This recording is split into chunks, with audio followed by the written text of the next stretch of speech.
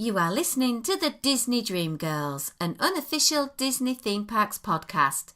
And this is show number 261 for Sunday, the 19th of May, 2019. Where dreams begin. Hello and welcome to the Disney Dream Girls.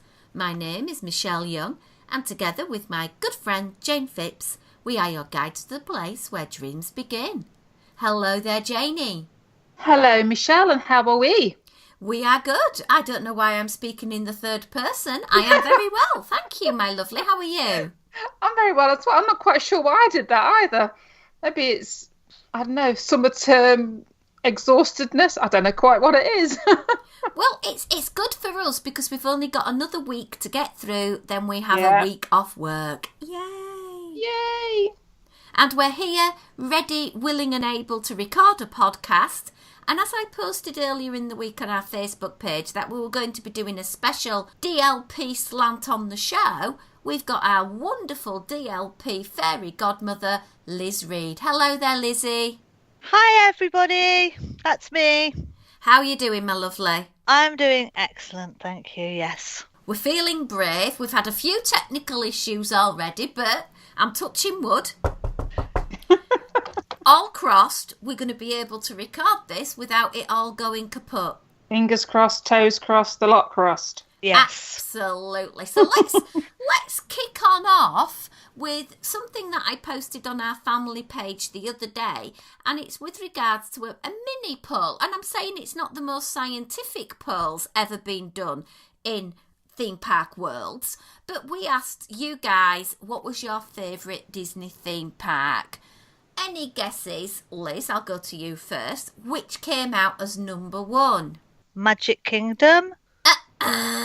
Jane? Oh. Where do you think came first? That's what I would have gone for. I like that noise. Can we invest in a proper buzzer, please? No, you have to do with my sound effects because we're not that rich. Okay. Well, how about Disneyland? Oh, God, blimey. I know, you're going to really take a lot of strain on my throat with this one. It was surprisingly Epcot. Ooh. Oh, okay. And I think we need to try and chisel down to why people are putting it as their favourite park, because surely it can't be for the attractions. No, I think it must be for all the festivals they have. Because when there's not a festival on, it's not that busy. Well, it's obviously food and wine linked because there seems to be festival, gap of a week and a half, festival, gap of a week and a half, Christmas. Yep. Yeah, I was really surprised that Epcot came in first, then shortly below it, Disneyland, then the Magic Kingdom, then Hollywood Studios, then Animal Kingdom, and with absolutely 0 votes, no love, Disney California Adventure. Oh, it does surprise me, actually. Thing is, I've never been there, so I couldn't vote for that one, I guess. So that might be for other people too. Well, true, and I suppose if you're going to vote for Disneyland or DCA, you're going to go with Disneyland, unless it's for the same reason why people voted for Epcot over Magic Kingdom, because DCA has the food and wine vibe going on quite a lot. You can get an alcoholic beverage. I wonder if it's because Epcot feels a bit more of a grown-up park. I wonder if it's because all the listeners to this show are obsessed with food and drink. And it skewed the results a bit. Could well be. And talking of being obsessed with food and drink, I've got one or two things that sort of tie into that. And basically, when is a Dole Whip not a Dole Whip? Because we always have thought Dole Whip as being pineapple, haven't we, ladies? Yes. Yeah. Love it. Well, it's no longer just a pineapple reserve, because if you like the Heart of Tafiti Lime Dole Whip or the Lemon Dole Whip, which is the Lost Princess cone, you can now have them smushed together, and you don't even have to go into a theme park to get them. You can go over to the Pineapple Lanai at the Polynesian Resort and get yourself this lemony, limey, soury, zingy, ice cream-esque type yumminess. But that's not a Dole Whip, though. No. Well, it is, because it is a Dole Whip, but it is not pineapple. It's a limey lemony whip.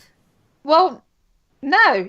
That would be a citrus swirl. But no, it's Dole Whip. I don't. No, a citrus swirl is not citrus, Jane. A citrus swirl is orange. Citrus family, but a Dole Whip is pineapple. End of story. Well, what about that Peter Pan ice cream I like in Fantasyland? That's a Dole Whip then. Oh, Oh, don't get me God. started on it. It's getting very, very complicated, very, very confusing. But yeah, basically you can now get a lemon Dole Whip, and you can have the lemon smushed with pineapple, the lemon smushed with lime Dole Whip. So you've got 3 Dole Whip choices, and on top of that you can have vanilla as well. It's too complicated. What about that hey thing? Is that a Dole Whip? Oh Lord, now we're getting confused. But do you know what? My top tip is, whatever Dole Whip you want and you're in the Magic Kingdom, do us a favour, order it on your mobile app. You'll get it a lot quicker than standing in line. Right, top tip. Top tip from Michelle, and you can say thank you to me. You'll be getting your Dole Whip within minutes rather than in 20. Like it. Good. So while I was scrolling around in the old news, I found something that sort of took my interest a little bit. There's been a few items recently on the news about what you can and can't take into a theme park in America. We'll just stick with America for the moment, particularly the Disney theme parks. And a little old lady, a little great-grandmother, was arrested recently because she had some of this CBD oil on her possession, and basically she was taken away and locked up. Well, is that cannabis oil? Yeah.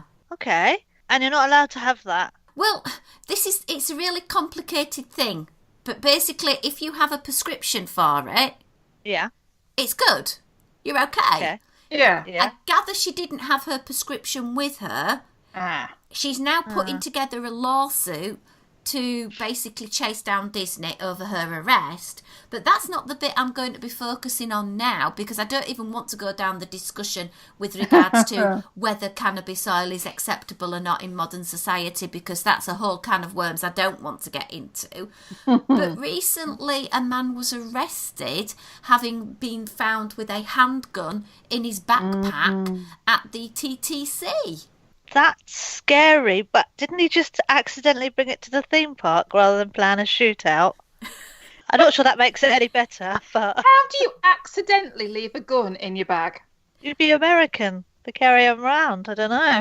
It's like, oh, I didn't realise. I forgot it was in my backpack. That's what he said. I suppose for us British, looking at this story, it's very alien to us to even have a gun on us, let alone forget you've got it with you. Yeah. He didn't have a license to carry a firearm around with the ammo, though, so I believe he got arrested too. A concealed firearm is a 3rd-degree felony. Well, serves him right then. Right. But basically, Walt Disney World prohibits guests from having firearms, ammunition, knives, weapons of any kind, and strollers over a particular size and dry ice. Surely we all agree on the gun bit. Excellent. It's all those bag checks worth it if they found that. Excellent. Well, it does, but I'm just wondering if they actually classify a stroller as a lethal weapon then. Yeah, how many times have you been rammed by a stroller? Yeah, exactly. Had my toes run over by him a few times. Anyway, so that was just something else that I sort of thought. And the good thing is, it was found. So it's telling us that Disney security is doing its job effectively. Yeah. Excellent. And funnily enough, the same thing happened at Disneyland Paris a couple of years ago.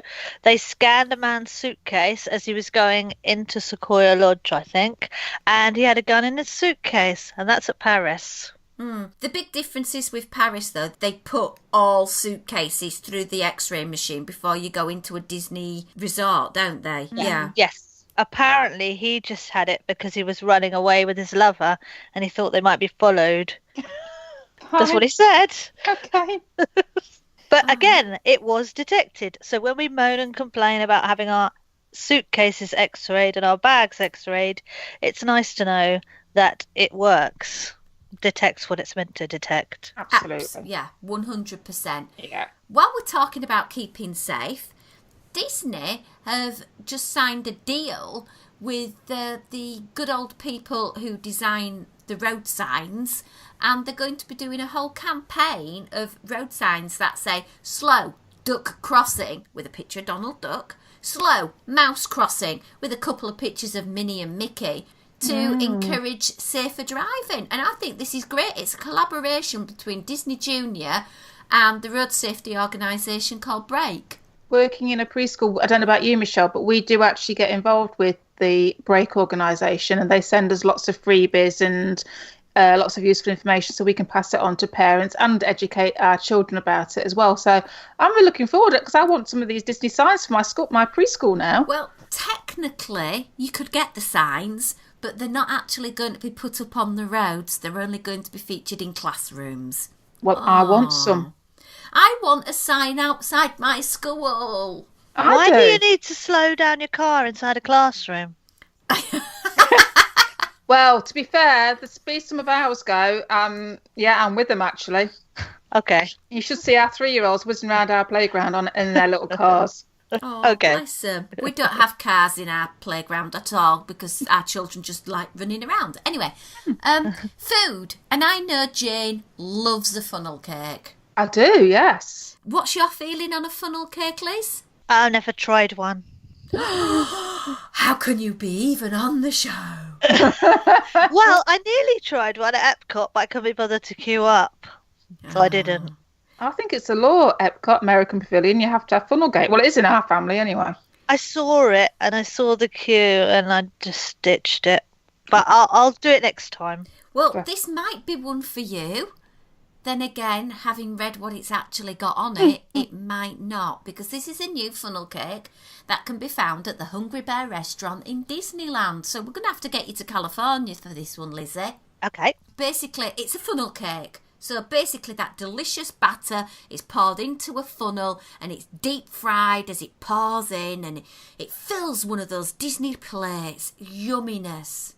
Like it. And then they go and spoil it with cheese sauce. Oh, Oh, see, how can cheese be bad? It's in a sauce on a funnel cake, and then on top of it they put, and I just can't get my head around this, spicy chips. And basically it's red and it looks like those red spicy break-offs of Doritos or something, and it's meant to be a fiery hot spicy funnel cake. Don't like fiery hot spicy, but I'd try the cheese on it. Oh, really?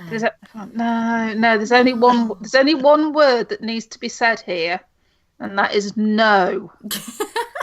Well, I was going to say 2 words, and I was going to say the only place that cheese belongs is on top of cauliflower to make cauliflower cheese. Yeah. Well, you know.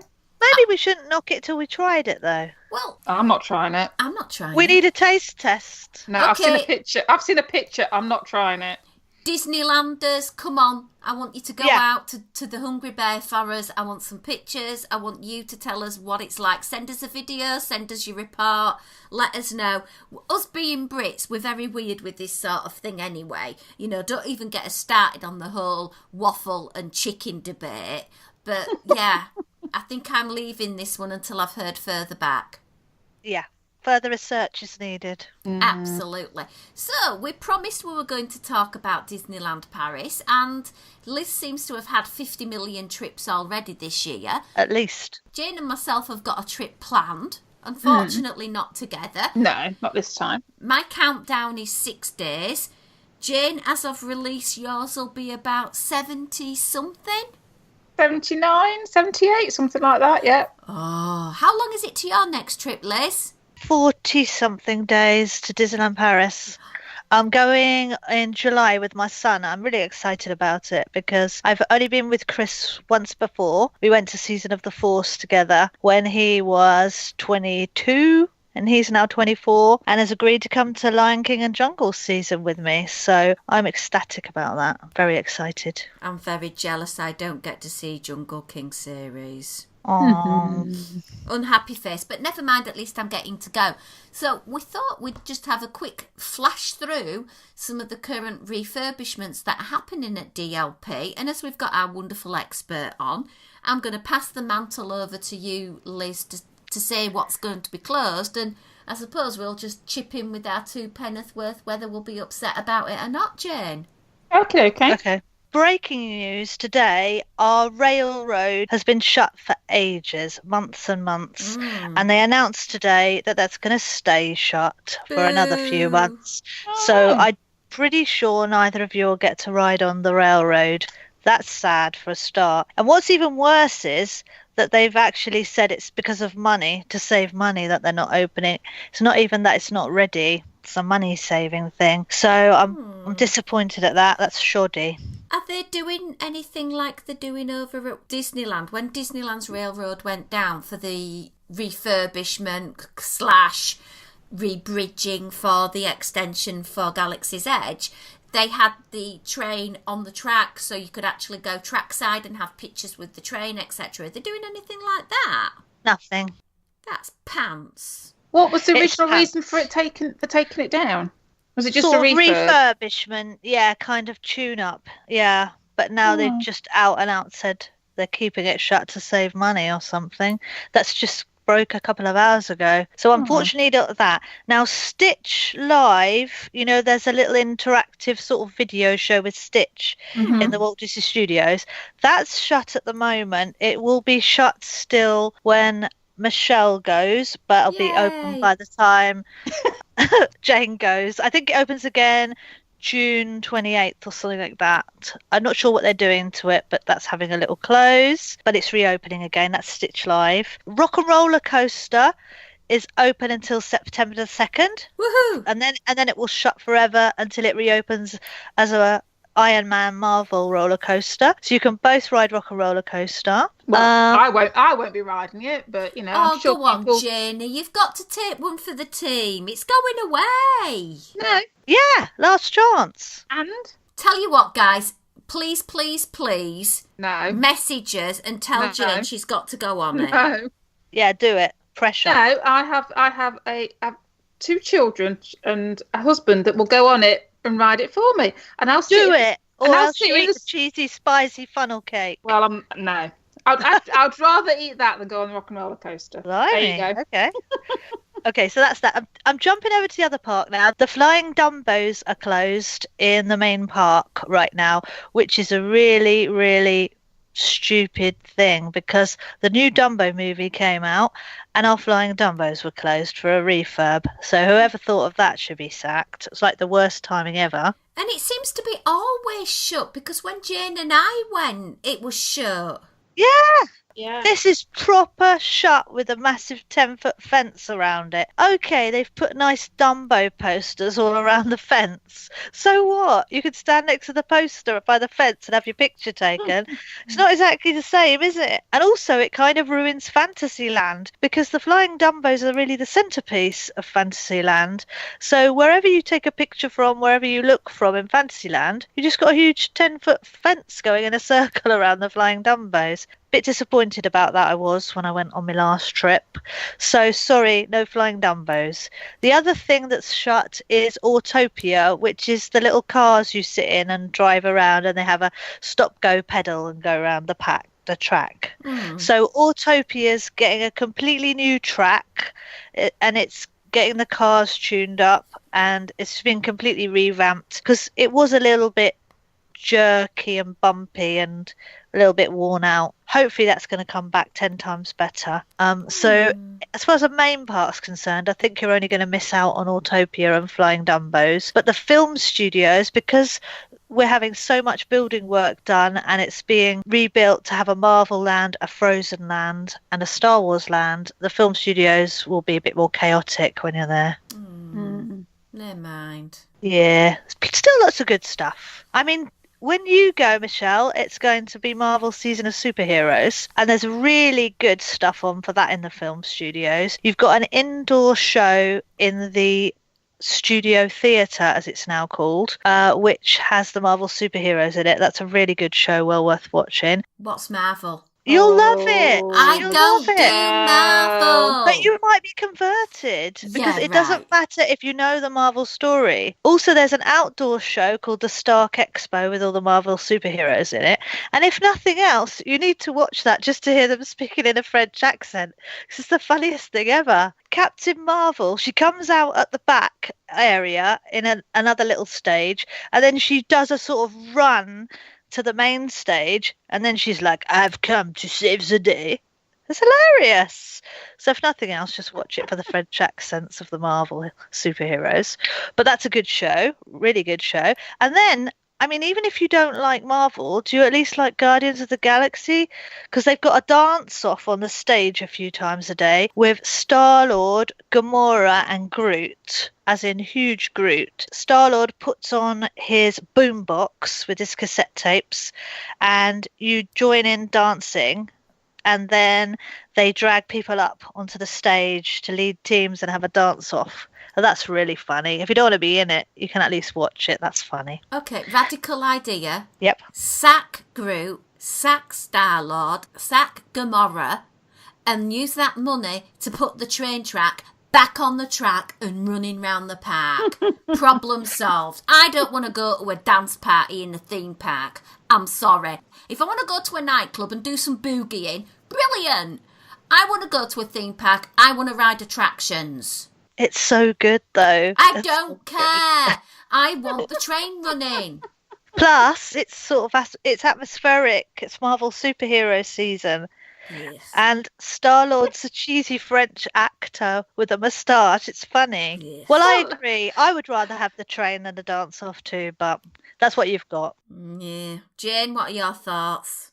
The thing is, I love Marvel stuff anyway, and Guardian of the Galaxy, and I know Molly would be gutted because she loves Star-Lord and Groot and everything, so we won't see it when we're there. But there isn't a certain element of you either like these sorts of live shows or you don't. I think they're a bit Marmitey, aren't they? You know what I mean? You know, there seems to be a lot of things happening within Disneyland Paris, you know, with the future developments going on and the fact they put money into the Lion King and Jungle Book season, etc. And then they're using lack of money as an excuse for the railroad. No, that they're saying lack of money. I think they're just saying it's saving money.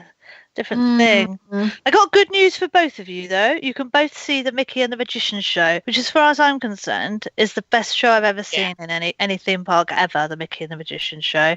That is in the Animagique Theatre, which is opposite the Big Blue Hat. It's on 3 or 4 times a day. I try and see it every day I'm there if I can, if not at least once a trip. I love it that much. It's really cute. It's got scenes from all your favourite movies. It's really well done. Really good special effect. The thing that I recall seeing it the other year, and I've got a really amazing, good quality audio recording of it, and I shared it a few months back with our Patreon supporters. So if you do want to hear that, that's where you're going to be able to find it, because it is a great show. An amazing, award-winning show. Fabulous, yeah. Let's leave our refurb chat and attraction chat for a moment. This comment's going to go slightly off track for a moment, but I'll get it back on. Just bear with me.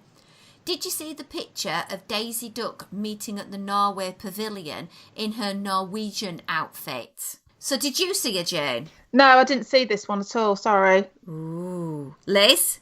Sorry, no, I missed it. Oh my word, she looks so cute. So this is my segue into saying, who should we at Disneyland Paris be trying to meet that is unique or rare? Okay, I'm not sure if he's unique or rare, but you've got a fairly good chance of meeting Scrooge McDuck. Is he quite rare? He's really popular at Paris. French people love him, Uncle Scrooge. He's about a bit. Not in an unusual outfit, just his little monocle and his little jacket, and he's counting his money and with his top hat. But Cool. he's quite a good one to see, and he's very popular with the French, so he's around. I don't really know what's unusual at Disneyland Paris because you've got so much more in America. The costumes, Minnie is on Main Street in her red polka dot dress at the moment. Goofy's on Main Street at the moment in his kind of standard orange top and blue trousers. Donald's in his Donald sailor suit on Main Street. The most unusual one you need to see is Phantom Mickey. So Mickey is dressed as the Phantom, kind of Ravenswood Manor, and he meets outside Phantom Manor from about 10 till 5 every day. And his costume is spectacular and unique, probably in the world. So you should definitely meet Mickey dressed as Phantom Mickey for sure. I think that will be a daily meet until I get the perfect picture. Definitely. And his costume looks amazing in photos, but I was even more amazed when I saw it close up, the detail in it, because he has a kind of holographic little symbol on his hat, which I don't think comes across in photos, but it catches the light, and it's really amazing kind of hologram he's almost got on his hat. And then he's got this really amazing sort of tie pin. It's what you do a cravat up with. I don't know what you call it, almost like a brooch tie pin thing. And when you see that up close, that's got an M on it. It's just amazing. And he's got this brilliant cloak that he'll swish out and spin around in, and just lovely, kind of maroon coloured outfit. So you really need to do that, because that is unique to Disneyland Paris. But the other one, I don't know if you get this in another park, but in the film studios every day, as you go in on the left, you've got film producer Goofy. So film producer Goofy's dressed as a director, film producer, with kind of +4s on, like kind of 1950s style, old-fashioned. And you can just queue up and meet him. And he has a little backdrop that looks like Hollywood. So those two might be the only rare ones, I think. That's all I can think of. Fabulous. Well, I posted on our Facebook page and challenged our listeners for some questions. So let's go through the list. First one, Steve Ernie Ernright. With the amount of work currently going on at the parks, are there any rides that you think have had their day, or any rides from other parks that you think would work well in DLP? What do you think, Jane? Oh, rides from other parks to be in Disneyland Paris. Oh, crikey.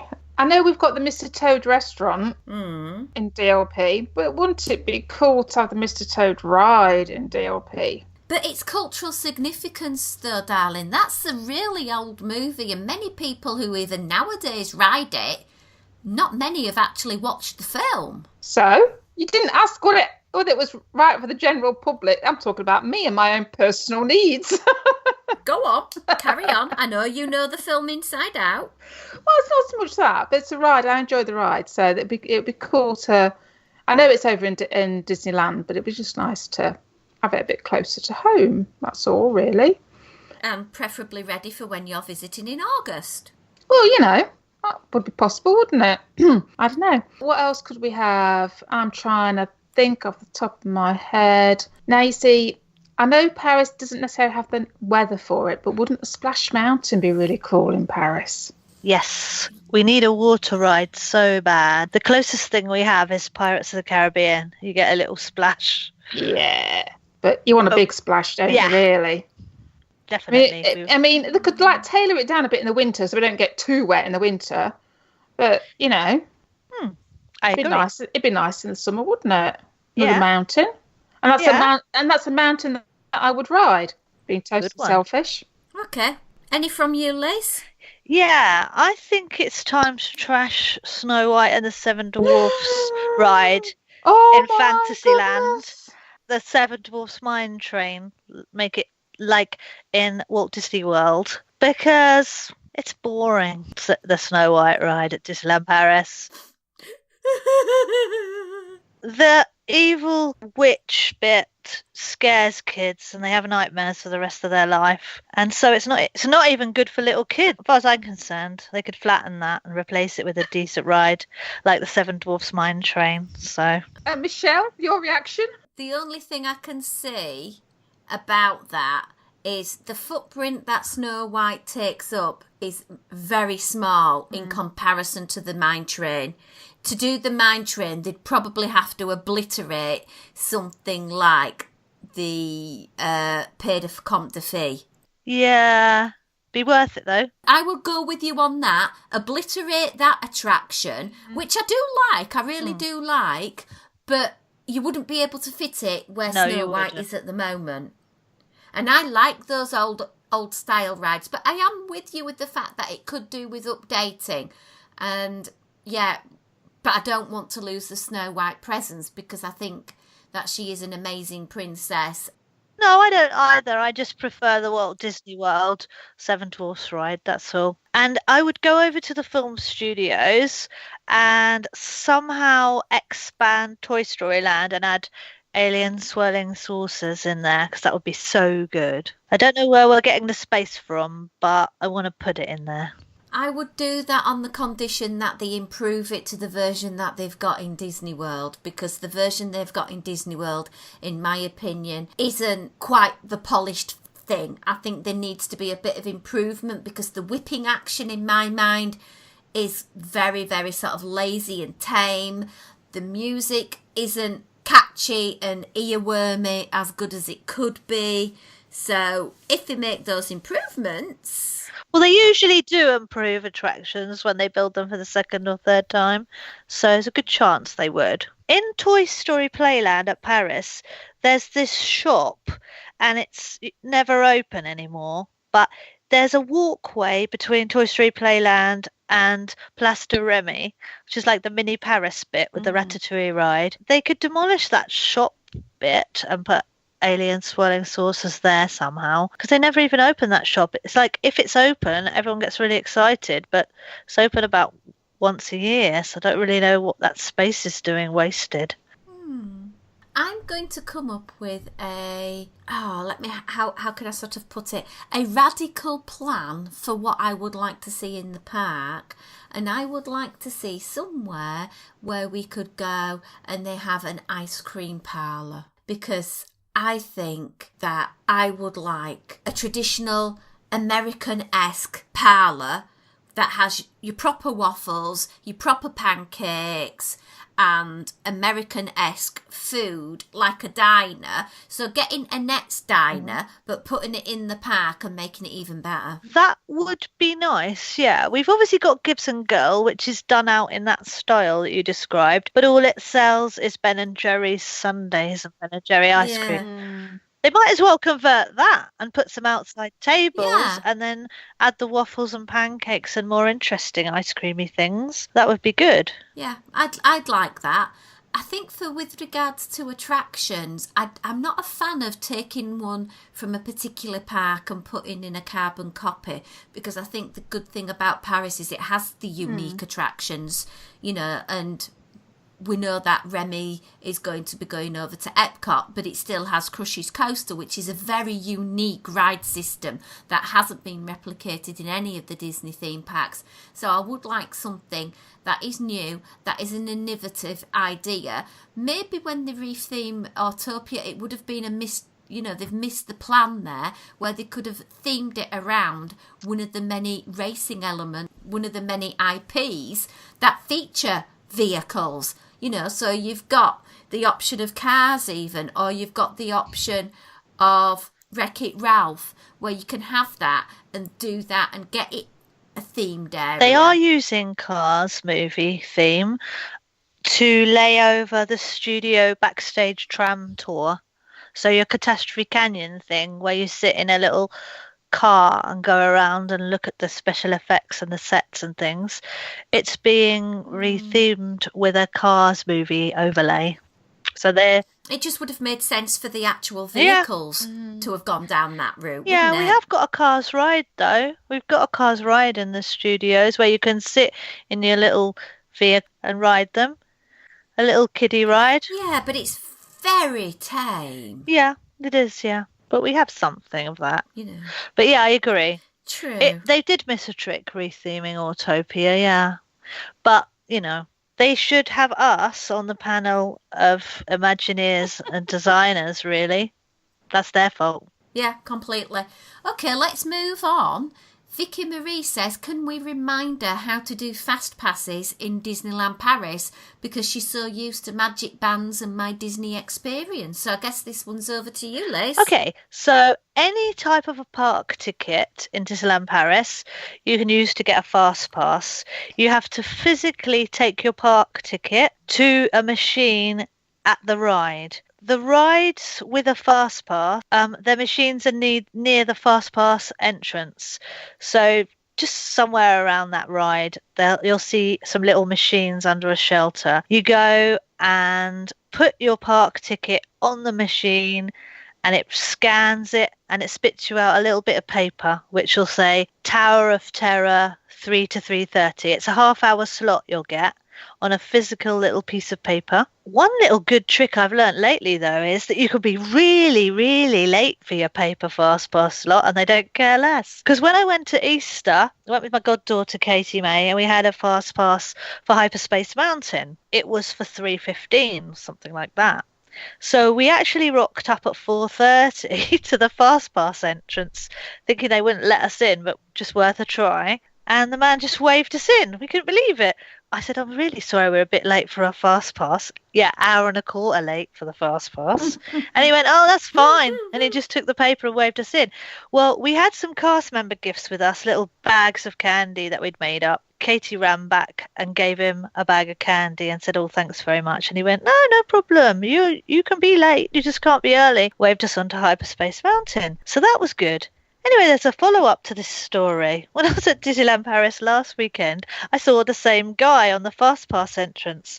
I was with someone else this time. So I went in, used my Fast Pass, which I was actually on time this time. I said to the man, do you remember me? He said, no. I said, oh, I saw you at Easter. But no. I said, yeah, you let us through the Fast Pass queue even though we were really late. He went, no, I still don't remember. I said, we gave you a bag of candy. He said, oh, yes, I remember. That was really sweet. He said, have your Fast Passes back. And he gave us the pieces of paper back so we could go round again. That was good.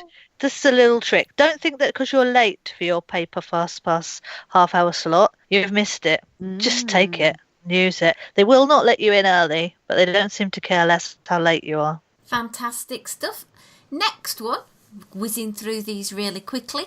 Which hotel, bar stroke lounges would you recommend, and which counter service places are worth visiting? And that's been asked by Claire Beattie. When I've been with my aforementioned son, Chris, he did kind of drink his way around Disneyland Paris. I got to know the bars pretty well. He really liked the sports bar in the Disney Village. Partly it's reasonably priced and partly it has really good atmosphere. You can sit outside or you can sit inside. Other good one, if you like the whole cowboy vibe, is Billy Bob's Saloon. So it's like it sounds, a cowboy saloon. And they often have a kind of country western band in there as well. And that's also Disney Village. Hotel bars, I really like Sequoia Lodge Hotel Bar. It's called the Redwood Bar. You can get these amazing cocktails in there called the Woodcutter, which I've told you before.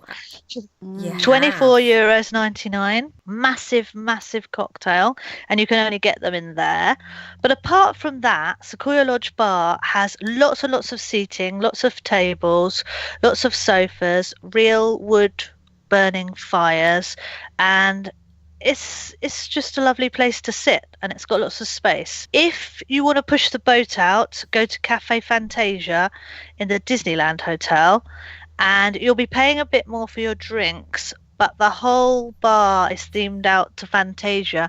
So the wallpaper has the music to Fantasia on it in giant musical notes, and the whole place has lovely touches from Fantasia, pictures and memorabilia and movie posters. And I have had a couple of cocktails in Cafe Fantasia. Also, I've just been in there for a cappuccino, and they make a Tinkerbell on the top of it for you out of the sort of cocoa powder dust. That is €7 for a Tinkerbell cappuccino in Cafe Fantasia. Wow. But you can sit there for an hour and enjoy being there. So a more budget option for a bar is the Hotel Cheyenne. It has a really nice bar called the Red Garter Saloon, also cowboy themed, a bit like something you might see in Little House of the Prairie or something like that. It reminds me of that has probably among the cheapest drinks, so you still get your Glotini cocktails the same as everywhere else, but they're €12.99 in there, which is actually the cheapest. So I really like Hotel Cheyenne Bar too, so hope that answered the question. And counter surfaces, Jane, I know you love one particular place. Are we talking Earl of Sandwich? We are indeed. Well, it's just because I think my previous experience of Disneyland Paris with regards to counter service, and it may be different because it's a while since I've been, is that you are seeing the same sort of choices from one counter service to another counter service. And when you're a bit like me and I tend to avoid my carbs, it can be a little bit restrictive. So the nice thing is to go to Early Sandwich, what I've found is a bit more choice, a bit more variety. When we've been there, you know, with the four of us in the family, there's something that everybody's going to want to go into. The salads are really nice in there from my point of view, and they're good value, and you get free Wi-Fi. So it was a win. Absolutely. Have you anything you want to add with regards to the counter services, Liz? I disagree that it's the same everywhere because I think there's a really good variety actually. So when I was there last time, I went into Hakuna Matata quick service in Adventureland, and I had a chicken and vegetable sort of stew type meal with rice that was really nice, and that came with a Magnum. Well, I picked the Magnum. I could have Magnum or fruit cup and a cold drink, and I think it was €14.99 for that. So that was really nice, and I felt pretty healthy because I was having chicken and vegetable and rice, and I really liked it as well. It really filled me up. Was that served in a bread bowl? Yeah, it was. Yeah, I had that when I was there with Jane, and unfortunately the vegetables were not cooked. Oh, well, mine was nice. You must have had a bad day. Must have had a bad day. I also really like Fuente del Oro, which is in Frontierland opposite Big Thunder Mountain. Fuente del Oro will sell your standard stuff like your burgers and your chicken burgers, but I always get chicken fajitas, and that's a really good meal you can get in there. If you just want to snack out, they do churros in there, and they do a quite nice hot chocolate, some quite nice biscuits and snacks, like a Day of the Dead biscuit you can have. That's quite nice. So that's another good one. And also Pizzeria Bella Noche, which is in Fantasyland. I had spaghetti meatballs meal in there. I think it's called the Lady and the Tramp meal, and you literally get spaghetti meatballs with some Parmesan cheese, you get some garlic bread, you get a drink, and you get a tiramisu, and that's about, I think that was €17.99 for all that. Thank you very much. I'm going to have to put a stop on it there because we're running a little bit long on this week's show. I have saved the other questions and we will get to them in an upcoming show. If you want to see some of the wonderful vlogs that our wonderful fairy godmother Liz does, you can go over to YouTube and find them, Fairy Godmother, and you can get in touch with Liz over on Twitter as well. What's your Twitter handle there, lovey? It's actually No Regrets Liz. I think I was having a Perfect. drunken moment when I set that up a few years ago, but it's No Regrets Liz. It's not really a Disney Twitter, it's just my personal Twitter. Mainly, it's my Facebook groups, which is Run Disney Paris Fans and Disneyland Paris Chat for Brits, where you'll find me. Perfect. Jane, you've got yourself your own little Twitter. Would you like to give yourself a shout out on there? Yeah, well, I'm Dead Easter fan on Twitter. I'm at Jane Phipps. And then I also have my blog as well, which is jp2mk.co.uk. Well, if you want to find out more from us, you can go on our Facebook page, Disney Dream Girls. We have a Disney Dream Girls family podcast page, which you can just send an invite and we will accept you on there. You can tweet us or Instagram us at DisDreamGirls.